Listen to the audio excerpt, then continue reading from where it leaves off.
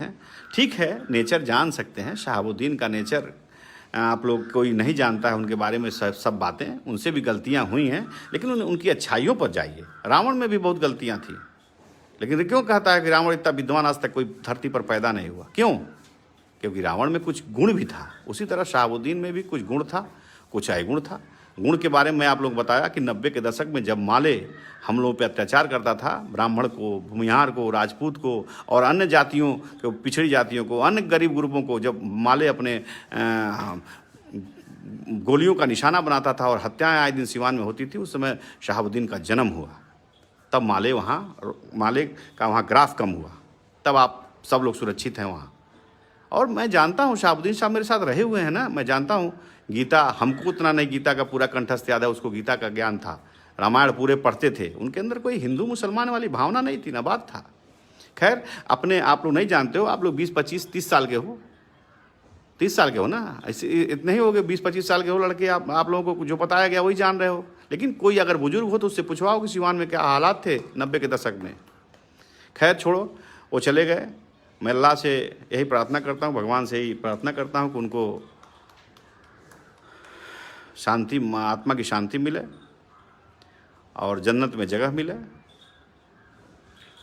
और मैं कुछ नहीं कह सकता, चूँकि मैं सबको, कुछ लोगों ने अभी लिखा कि चंदा बाबू, हम चंदा बाबू के बच्चों के लिए भी सिंपैथी रखते हैं, चंदा बाबू के लिए भी सिंपैथी रखते हैं, उनको भी भगवान जन्नत में जगह दे, स्वर्ग में जगह दे। लेकिन परिस्थितियां क्या बनी, किस परिस्थिति में कौन किसकी हत्या किया, कौन किसकी हत्या नहीं किया, ये भी तो जांच का विषय है। शहाबुद्दीन को सजा हुआ, अपनी सजा भुगत रहे थे, अभी से सजा हम आप देने वाले कौन है? सजा देने वाला भगवान है। जेल गए, जेल में भी उनके साथ साजिश हुई, ये भी मैं बता रहा हूँ। शहाबुद्दीन ऐसे मरने वाला इंसान नहीं था कि कोई कोरोना से उसको मार सकता था, उसके साथ साजिश हुई है। शहाबुद्दीन के हत्या की भी जांच होनी चाहिए, मैं जानता हूँ। चूँकि वो बहुत बोल्ड आदमी था, वो डेली एक्सरसाइज, योगा, प्राणायाम करने वाला व्यक्ति था, वो इतनी जल्दी हार मानने वाला नहीं था। लेकिन खैर, मौत का एक बहाना है, किसी रूप में उसको आना है। जब बिहार के चीफ सेक्रेटरी इसी बीमारी से न मर गए। 90 के दशक को आप लोग कोई अगर रिश्तेदार हो, आपका परिचित हो सिवान का, तो उससे पूछिएगा कि 90 के दशक में जो आदमी 2-2 बार विधायक और 4-4 बार सांसद रहा हो, ऐसा नहीं होगा। आप सरकार को, उस समय की परिस्थितियों को, आप सरकार को दोषी ठहरा सकते हैं। आप उस समय किसकी सरकार थी उसके ऊपर उसको दोषारोपण कर सकते हैं, लेकिन आप शहाबुद्दीन को दोषारोपण नहीं करते। शहाबुद्दीन का उदय हुआ माले से लड़ाई लड़ करके शहाबुद्दीन पैदा हुए। वो इंजीनियरिंग का छात्र, वो PhD किया। मैं जानता हूँ शहाबुद्दीन को गीता का ज्ञान था, पूरी रामायण स्वयं जानते थे। मेरे साथ उन्होंने जेल काटा है, मैं पूरी रामायण मैं उनको शहाबुद्दीन को पढ़ते देखा हूँ। पूरे गीता का एक एक लैंग्वेज, एक एक शब्द उनको कंठस्थ याद था उस व्यक्ति का।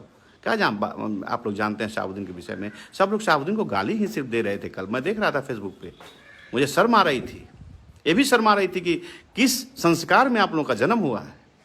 ठीक है, आप लोग मुझे फेसबुक पे हैं, आप लोग कुछ भी बोल सकते हो, लेकिन ऐसा नहीं। हम लोग का हिंदू संस्कृति, सभ्यता और सनातन धर्म हम लोगों को नहीं सिखाता कि किसी के मैयत पे आप लोग खुशियां मनाइए। सबकी मैयत पे मातम मनाना चाहिए, क्योंकि जब शरीर आदमी त्यागता है तो भगवान हो जाता है। इसलिए आप लोगों से मैं निवेदन करता हूं कि किसी मैयत, हाँ, जो व्यक्ति मुस्लिम समाज का लोग उस पत्रकार के मृत्यु पर भी अगर हंसे हैं तो भी गलत किए हैं, उनको भी ऐसा नहीं करना चाहिए। इस्लाम भी ऐसा नहीं सिखाता है। इसलिए दोस्तों, इस कोरोना महामारी में हम सबको मिलकर लड़ना है और सबको घर में रहना है।